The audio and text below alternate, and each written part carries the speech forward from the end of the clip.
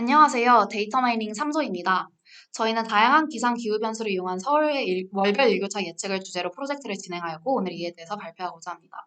저는 첫 부분 발표를 맡은 김수현이고 뒤에는 강형구님께서 이어서 발표해 주시도록 하겠습니다. 목차는 다음과 같습니다. 첫 번째로 연구 목적 및 의의입니다. 저희는 이번 프로젝트를 통해 기온 변동성을 예측을 해보고자 했는데요. 아마 여러분들도 최근에 다들 경험하셨겠지만 날씨가 계절에 비해 지나치게 덥거나 지나치게 추웠던 날들이 있었을 것입니다. 실제로 최근 기후변화의 영향으로 단순히 기온이 증가할 뿐만 아니라 기온의 변동성이 또한 커지고 있고 기상청이 발행한 보고서에 따르면 한반도가 이에 더욱 더 취약함이 알려져 있습니다. 또한 기온 변동성은 다양한 기상 기후 변수들과 관련이 있습니다. 한편 이러한 기상현상, 날씨를 단기적으로 예측하는 데는 예로부터 어려움이 있어 왔는데요. 기상청에서는 단기예보를 11일 이상에 대한 기상예보라고 정의를 하고 있고 단기예보로는 1개월 전망, 3개월 전망 보고서를 발행하고 있습니다. 하지만 기후 시스템의 본질적인 불확실성 때문에 정확한 예측이 잘 되지 않아 확률적인 예측만 제공하는 듯 단기적인 예측에 비해서 정확하지 않은 그리고 변동성이 매우 큰 정보만 제공을 하고 있는 상황입니다. 따라서 저희는 다양한 환경 변수들을 이용해서 서울의 월별 평균 일교차를 예측을 해보고자 했는데요. 중장기적 기온 변동성을 나타낼 수 있는 지표로 월별 평균 일교차를 채택했습니다. 이는 직관적으로 활용이 쉬우면서도 저희의 일상과 맞닿아 있기 때문입니다. 저희는 다양한 환경 변수를 이용해 월별 평균 일교차를 확률이 아닌 수치로 직접 예측함으로써 현재 기상청에서 제공하고 있는 확률론적 데이터보다 더 정확하고 더 유용한 지표를 제공하는 것을 목표로 삼았습니다. 또 이것이 잘 이루어진다면 기상 이상 징후들을 미리 탐지를 할 수 있으리라 기대합니다. 저희는 프로젝트에 그리고 모델에 들어갈 독립 변수들을 선정하기 위해 여러 선행 연구를 분석해봤는데요. 몇몇 연구들은 한반도 내, 서울 내의 날씨에 국한해서 독립 변수를 한데 반면 광역적인 변수를 활용한 연구들도 많았습니다. 한편 북극 진동, 엘니뇨, 라니냐, 남극 진동 등 기압대의 변동과 관련해서 한반도의 기온 변동성을 분석한 연구도 다수 존재했습니다. 저희는 이러한 선행 연구들을 참조해 다양한 기상 기후 변수들을 활용해 서울의 1개월 후 일교차를 장기 예보로서 예측을 해보고자 하는 것을 이번 프로젝트의 목표로 삼았습니다. 다음으로는 데이터 수집 및 가공 EDA 과정입니다. 데이터 수집과 데이터 소개에 앞서 저희의 전체적인 프로젝트의 과정을 소개해드리면 다음과 같습니다. 우선 데이터 소스로부터 로 데이터로 수집하고 그 다음에 결측치와 이상치 등 데이터를 적절히 프로세싱한 후 1차적으로 변수들의 분포 및 관계를 파악했습니다. 네. EDA 결과를 모델링에 반영하고자 더 나은 최종 데이터 프레임을 형성하고 저희가 EDA를 통해 파악된 점들을 모델링에 반영하고자 했습니다. 다양한 모델들을 핏해본 후에 여러 가지 평가 기준을 고려해 파이널 모델을 선정하였고 그리고 마지막으로 최종적으로 저희의 모델의 성능을 평가해보았습니다. 네, 데이터에 대해 소개해드리면 다음과 같습니다. 저희의 타겟 바리어블들은 저희의 프레딕터 바리어블들에 있는 환경 변수들의 시점으로부터 1개월 후 서울의 월 평균 일교차를 예측하는 것인데요.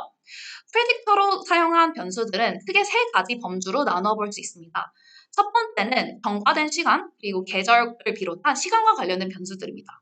두 번째로는 서울의 날씨 정보이고 이는 기온, 강수량, 풍량 등의 정보를 포함합니다. 그리고 마지막으로 광역 환경 변수입니다. 이는 또 두 가지로 나눠볼 수 있는데요. 첫 번째는 한반도 주변 해역의 수온과 파고 데이터, 그리고 두 번째로는 기압대를 나타내는 북극 진동, 엘니뇨, 라니냐, 북태평양 기압 지수들을 활용했습니다. 데이터 수집 및 가공 절차는 다음과 같습니다.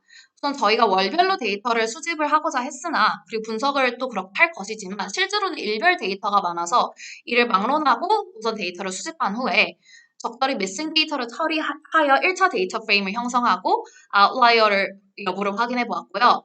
그 후 EDA를 통해 변수 간 관계를 파악하고 저희의 데이터의 특징들을 파악해 보았고 이를 모델링에 반영하여 성공적인 모델링을 진행하고자 했습니다. 네, 데이터 수집 과정은 다음과 같습니다. 네, 저희는 최근 21년 동안의 기온 데이터를 수집을 했는데요. 그리고 프레딕터로 사용한 데이터의 출처는 첫 번째로는 기상청 기상자료 개방 포털에서 서울의 날씨 관련 데이터를 얻었고, 두 번째로는 기상청의 해양 기상 부위 자료에서 수온과 파고와 관련된 데이터를 얻었고, 그리고 마지막으로 미국 기상청 NOAA에서 앞서 말씀드린 북극 진동, 남극 진동, 엘니뇨, 라니냐, 태평양 지수 등과 관련된 정보를 얻었습니다. 1단위 데이터는 결측지 처리 후 평균을 내어 월 단위로 통일하였고, 또 다른 모든 환경 변수들의 타겟 바리어블을 제외하고 1개월씩 렉을 적용해 저희의 타겟 바리어블이 1개월 후 일교차를 예측하는 구조가 될 수 있도록 했습니다. 앞서 친숙하지 않을 수도 있는 부분에 대해서 추가 설명을 드리자면 해양 데이터는 한 군데 몰려있지 않도록 동해서해 남해 골고루 저희가 관측소를 4군데를 선정해서 데이터를 수합했고요. AO 인덱스 또는 남방 진동 지수 같은 경우에는 두 특정 지점의 해면 기압의 차이를 통해 소용돌이나 엘니뇨 등 특정한 기상 현상 또는 기후 현상을 보여주는 지표라고 생각해 주시면 되겠습니다. 네, 우선 본격적인 데이터 분석에 앞서서 결특지를 처리를 했는데요. 결특지 처리는 regression을 통해서 imputation 실시했습니다. 월 단위 데이터는 결특지가 드러나지 않았고 1단위 데이터에서 결특지를 미리 처리를 했는데요. 특히 수온과 파고 관련 데이터에서 결특지가 많이 드러나 이를 일괄적으로 하나의 값으로 대체하면 프레딕터의 분산이 너무 줄어들기 때문에 상대적으로 결측지가 적었던 날씨 관련 변수들에 대해 regression을 통해서 채워넣었습니다. 다음으로는 타겟 바리어블의 분포를 한번 확인을 해보았는데요. 별다른 특징성은 나타나지 않았고 그냥 bell-shaped distribution 형태를 뜨고 또 y의 값, 즉 타겟 바리어블의 값만 봤을 때는 특별히 경향성과 벗어나는 점은 발견되지 않았습니다. 따라서 별도의 트랜스포메이션 없이 분석을 진행했습니다. 다음으로 본격적인 EDA 과정인데요. 우선 첫 번째로는 시간 관련 변수와 타겟 바리어블 간의 관계를 살펴봤습니다. 저희가 이번 모델링에서는 시계열적 반복론은 최대한 적용하지 않고자 했는데요. 그럼에도 시간의 영향을 배제할 수 없기에 적절히 이를 저희의 모델에 반영시켰습니다. 네, 왼쪽 그래프를 보면 시간이 경과함에 따라서 일교차 평균이 증감을 확인할 수 있는데요. 따라서 경과 시간을 프레딕터로 넣었고 한편 월에 따라서 일교차 평균을 해보면 이와 같이 월에 따른 경향성, 즉 계절성이 매우 뚜렷하게 나타납니다. 따라서 계절 또한 변수를 활용하고 계절 같은 경우에는 범주형 변수이기 때문에 원활 인코딩을 해서 모델에 반영했습니다. 그 다음으로는 서로 비슷한 범주에 있는 프레딕터들과 타겟 바리어블 간의 관계를 살펴봤는데요. 저희가 변수들이 매우 많기 때문에 특징적인 부분만 간략히 짚어드리고 넘어가도록 하겠습니다. 우선 첫 번째로는 저희가 변수들이 많기 때문에 필연적으로 멀티컬리니어리티 이슈가 발생을 했는데요. 예를 들면 이렇게 평균 습도와 최저 습도 간에는 강한 양해상 관계가 나타남을 확인할 수 있습니다. 하지만 추후 저희가 모델링 과정에서 피처 셀렉션을 할 거기 때문에 멀티컬리니어리티 이슈가 있음만 인지하고 이 단계에서 제거하진 않았습니다. 그 다음으로는 저희의 데이터셋에서 가장 두드러지게 나타나는 특징인 계절성인데요. 특히 서울 날씨 변수들과 해양 변수들은 계절성이 매우 뚜렷하게 나타났습니다. 가령 오른쪽 밑에 평균 습도와 일교차의 차이를 계절에 따라서 보면 전체적으로 봤을 때는 크게 딱 일교차, 즉 타겟 바리어블과 프레딕터 간의 관계가 나타나지 않지만 계절별로 분리했을 때는 여름을 나타내는 연두색이 가팔라지고 봄을 나타내는 분홍색은 거의 상관계가 나타나지 않는다든지 계절별로 다른 경향성을 띠을 확인할 수 있습니다. 따라서 원활 인코딩된 계절 변수와의 인터랙션 term이 유의함을 예측할 수 있습니다.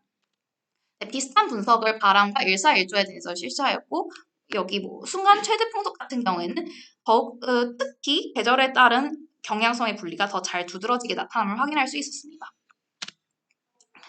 네, 해역별 수온 파고 데이터인데요. 수온 같은 경우에는 특히 계절성에 민감함을 확인할 수 있고 여기를 보면 각 프레딕터의 히스토그램인데요. 계절별로 분리되는 경향성이 잘 나타남을 확인할 수 있습니다.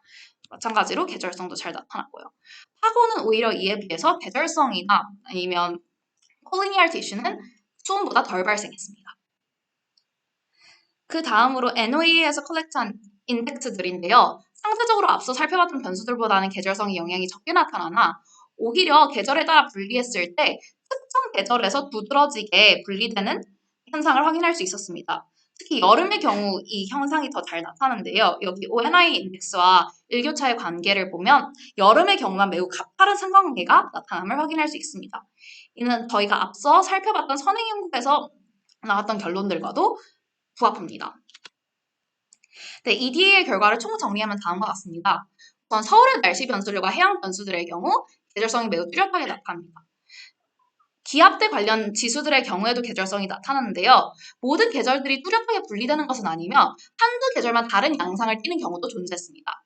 특히 여름이 이런 경향성이 많이 나타났습니다. 프레딕터 같은 경우에는 강수량 등 본질적으로 스큐니스가 강할 수밖에 없는 변수들이 몇 개 있었는데요. 레버리지 포인트가 존재하기 쉽기 때문에 투 트랜스포메이션을 고려해 볼 수 있었습니다.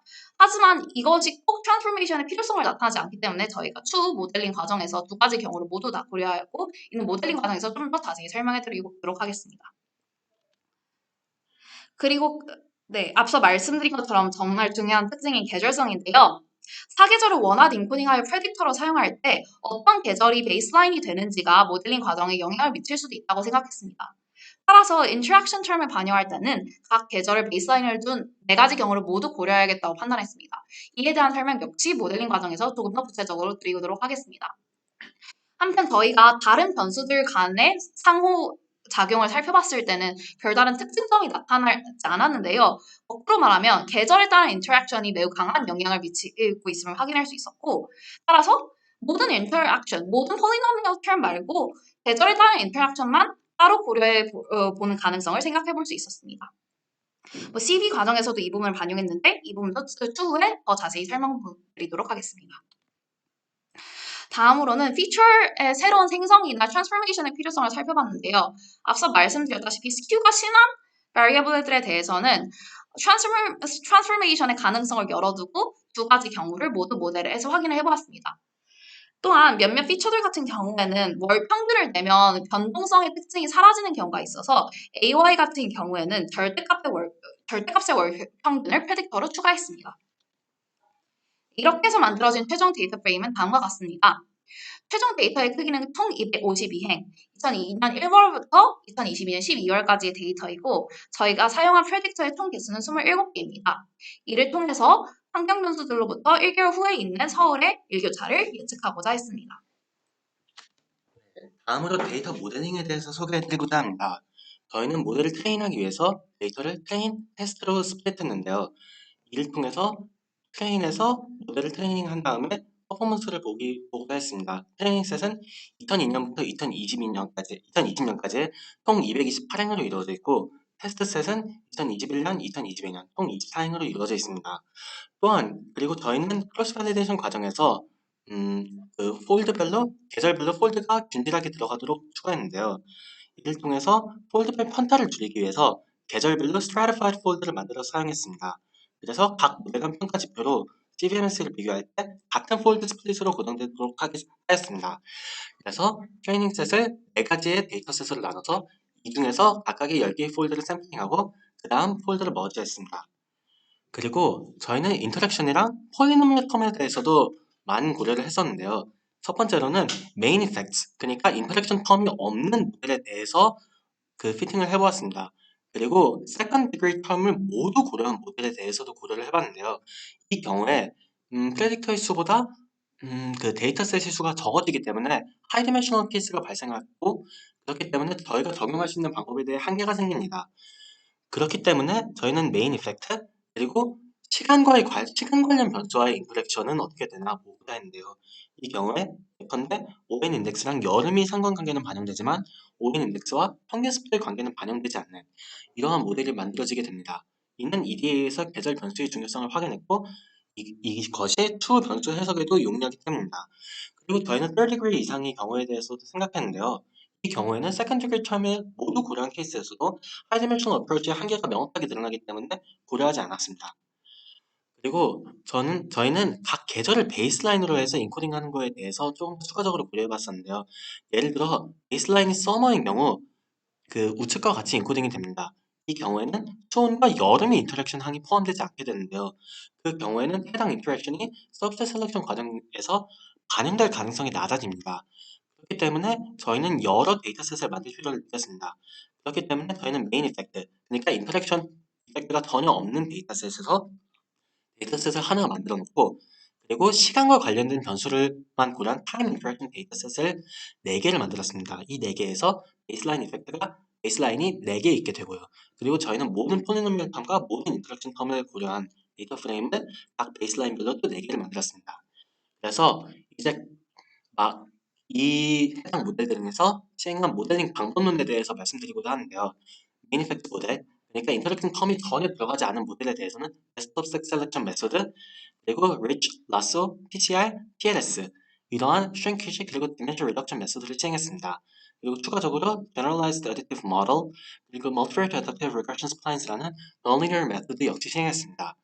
그리고 타임 인터랙션, 시간과 관련된 인터랙션만 반영된 모델에 대해서도 서브셋 셀렉션 메소드를 시행했는데요. 이 경우에는 베스트 서브셋 셀렉션을 시행하는 것이 어렵기 때문에 forward selection, 그리고 backward elimination, 그리고 sequential replacement 메소드라고 forward와 backward의 장점을 결합한 메소드를 사용했습니다. 그리고 마찬가지로 Rich, Lasso, TCR, PLS 메소드를 시행했고요. 그렇지만은 논리니어 메소드의 경우 인터랙션을 반영함에 있어서 Generalized Additive 모델은 적합하지 않다고 판단이 되었기 때문에 마르스 모델만 시행했습니다. 그리고 Second Degree 모델의 경우에는 Backward Elimination이 High Dimensional Approach의 한계 때문에 원천적으로 불가능하기 때문에 Forward Selection만 시행했고 마찬가지로 Shrinkage Dimension Reduction 그리고 Non-Linear 메소드를 세팅해 보았습니다. 그리고 앞서 말씀드린 바와 EDA에서 말씀드린 바와 같이 Skewed Variable Transformation에 대해서 말씀드려야 될 텐데요. 이 라지큐된 변수들에 대해서 로그 트랜스포메이션을 적용해 1차 모델을 적합해 보았으나 이 경우에는 성능이 비슷하거나 더 나빠져서 이거는 원래 변수를 더 유지하는 것이 낫겠다라고 판단을 했습니다. 그래서 이제 메인 이펙트 모델에 대해서 설명드리고자 하는데요. 이 경우에는 프레딕터의 수가 27개로 베스트 सब셋 셀렉션 메소드가 가능합니다. 그래서 AIC, BIC, 어드스 R-square, 그리고 CVMS를 기준으로 서스 셀렉션을 진행하고 이 경우 각각의 경우에 대해서 AIC, BIC, 어드스 R-square, CVMS라는 모델 평가 지표를 사용했습니다. 이 결과를 통해서 각 기준에 따라 선택되는 설명 변수의 수와 계산되는 모델 평가 지표의 수가 변동이 심하다는 걸 알게 되었는데요. 이 경우에 대해서 어떻게 해야 하나 고민을 해봤는데 CVMS를 최소화하도록 सब셋 셀렉션을 진행하고 모델 비교 지표로 CVMS만 사용하고자 했습니다. 그리고 마찬가지로 shrinkage 메소드, dimension reduction 메소드를 시행했습니다. 그리고 non-linear 메소드에서 generalized additive 메소드를 시행했는데요. 이 경우에 범정 변수를 제외한 프레딕터에 대해서 natural spline을 적용하고 마찬가지로 smoothing spline을 적용했습니다. 그리고 multivariate adaptive regression splines라는 저희가 새롭게 찾은 방법을 사용했는데요. 이 경우에는 spline regression을 다변형 데이터에 대해서 적용할 수 있는 분석 방법입니다. 리니어 스플라인과 같이 핸드 펑션을 베이시스 펑션으로 만들어서 스플라인을 만드는 방법인데요. 이 방법의 특징은 다변형 데이터에 대해서 적용할 수도 있고 다양한 프로닝 메소드를 통해서 어떠한 프레딕터가 유의미한지 서브셋 셀렉션이 가능합니다. 그리고 저희는 backward pruning 메소드라는 것을 사용했고 디그레이를 1으로 놓았는데요. 이게 어떤 의미를 지니고 있냐면은 힌트 펑션을 적용한 메소드가 바로 반영이 되고 이를 곱한 힌트 펑션 간이 인터랙션은 반영되지 않는다는 것을 의미합니다. 그래서 이 메인 이펙트 모델이 결과가 어떻게 나오는지 보고자 합니다. 이 경우에는 댐 모델 스무딩 스플라인을 적용한 것이 CBMS가 가장 괜찮게 나오는데요. 이 경우 가장 성능이 좋지만 인터랙션 텀을 전혀 반영하지 못했음에 유의하시기 바랍니다. 그리고 다음으로 저희는 시간 변수와 인터랙션만 고려한 타임 인터랙션 모델에 대해서도 피팅을 진행해 보았습니다. 이 경우에 forward selection, backward elimination, sequential replacement를 사용했고 sequential replacement를 사용한 모델의 성능이 가장 좋다는 것을 알게 되었습니다. 그래서 이를 통해서 CVMS를 최소화하도록 subset selection을 진행했습니다. 그리고 앞서 말씀드린 바와 같이 shrinkage method, dimension reduction 메소드를 시행했습니다. 그리고 앞서 인터랙션 텀이 없는 모델과 같이 non-linear 모델을 진행했었는데요. 이 경우에는 인터랙션 텀이 포함되어 있기 때문에 generalized additive 메소드는 사용하지 않았습니다. 한편 마르스는 디그레이를 1으로 넣어서 분석했습니다. 그래서 이 경우에는 결과가 어떻게 나왔냐면은 결국에는 sequential replacement selection을 시행한 리니어 모델이 가장 CVMS가 괜찮게 나왔습니다. 그렇지만 이 경우에는 프레딕터 수가 전체 데이터셋이 5분의 1로 프레딕터 수가 지나치게 많다는 염려가 있었습니다. 그리고 CVMS는 다소 감소했습니다. 그리고 리티 리그레션, 라소 리그레션의 경우에도 마찬가지고요. 그리고 마르스 모델에 관련해서 네, 윈터를 베이스라인으로 둔 모델이 CBMS가 마르스 모델 중에서 가장 괜찮게 나온 것을 확인할 수 있습니다. 그리고 모든 인터랙션 텀이나 모든 포리노미얼 텀을 고려한 세컨드 디그리 모델에 대해서도 피팅을 해보는데요. 이 경우에는 하이 디멘셔널 어프로치의 한계가 있기 때문에 포워드 셀렉션만 진행했습니다. 그리고 설명드린 방법과 같이 shrinkage 메소드, dimension reduction 메소드, non-linear 메소드 역시 피팅했습니다. 이 경우에 포워드 셀렉션을 통해 골라진 리니어 모델이 CVMS가 가장 괜찮게 나온다. 그렇지만은 프레딕터 수가 전체 데이터셋의 2분의 1에 이르는 등 오버피팅의 가능성이 있습니다. 그리고 한편으로 리즈나 라소의 경우에는 CVMS가 앞서 설명드린 바와 같은 여러 모델에 비해서 CVMS가 다소 비슷하고 심지어 마르스의 경우에는 CVMS가 오히려 상승하는 결과가 나오기도 합니다.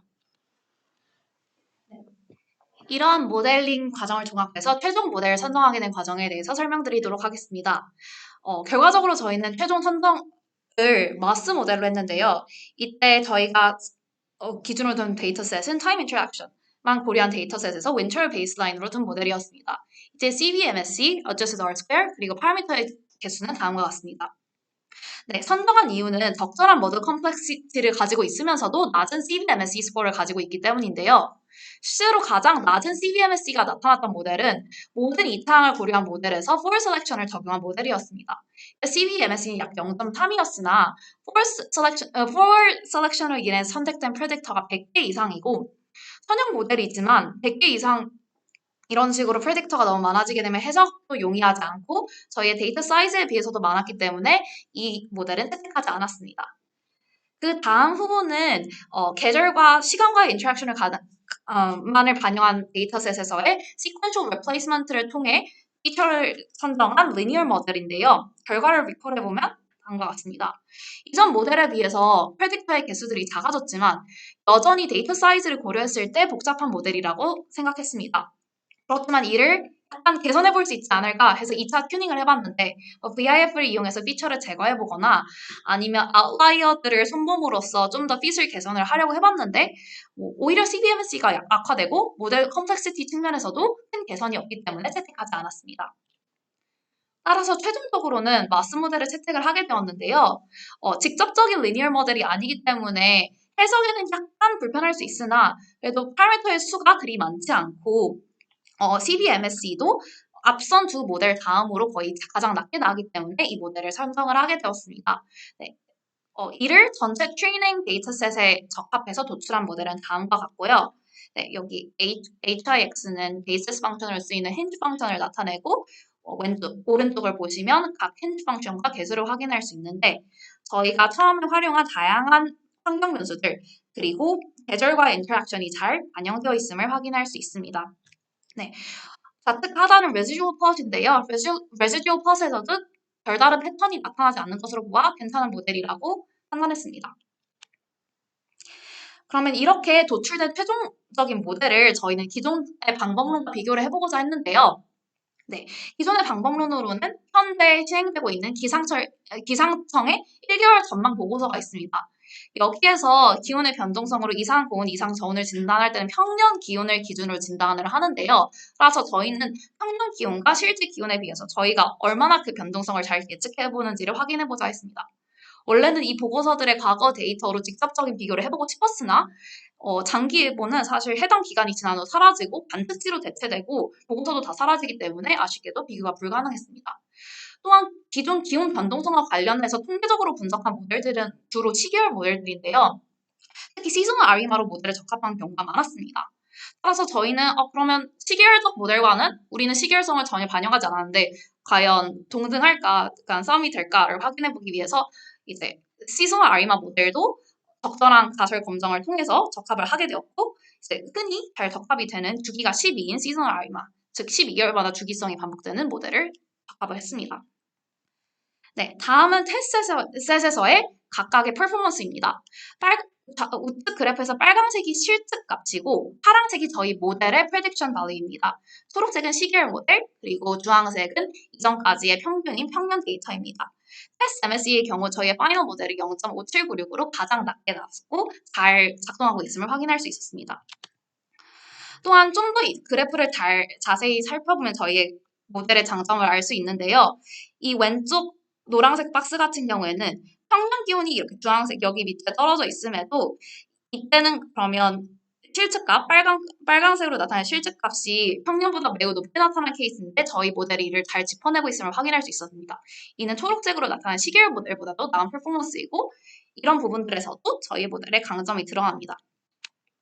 하지만 한계점 또한 존재했는데요. 저희 모델이 완벽하지는 않았습니다. 이런 부분들에서 크게 엇나가는 부분도 확인할 수 있었습니다. 마지막으로 결론에 대해서 말씀드리겠습니다. 모델 개선 및 활용 방안에 대해서 말씀드리고 발표를 마치고자 하는데요.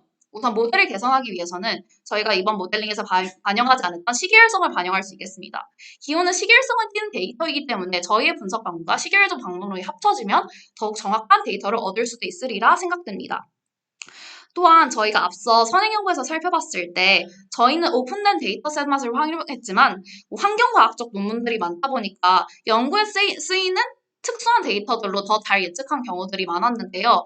저희도 그런 더 정확도가 높은 더 좋은 데이터를 변수로 활용을 했다면 더 좋은 결과를 얻었으리라 생각할 수 있습니다. 네, 모델 의의 및 활용 방안은 다음과 같은데요. 저희는 일교차 기온 변동선을 단순히 그럴 것 같다, 그럴 것 같지 않다라고만 나타난 게 아니라 수치적으로 예측을 할 수 있었고 또 테스트셋에서의 퍼포먼스를 통해서 이상 기후 징후도 사전에 잘 탐지할 수 있음을 확인할 수 있었습니다. 네, 이것으로 저희의 발표를 마치겠습니다. 들어주셔서 감사합니다.